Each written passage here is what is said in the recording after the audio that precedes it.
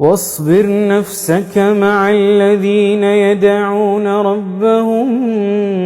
بالغداة والعشي يريدون وجهه ولا تعد عيناك عنهم تريد زينة الحياة الدنيا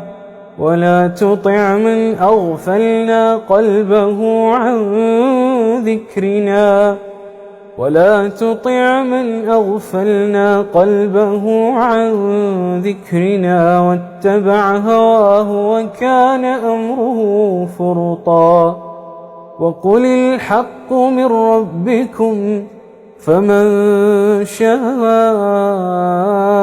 فليؤمن ومن شاء فليكفر إنا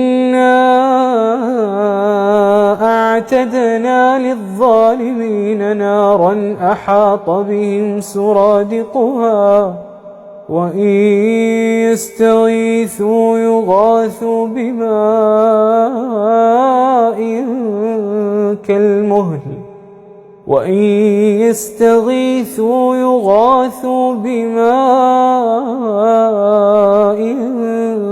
كالمهل يشوي الوجوه بئس الشراب وساءت مرتفقا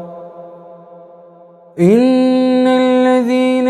آمنوا وعملوا الصالحات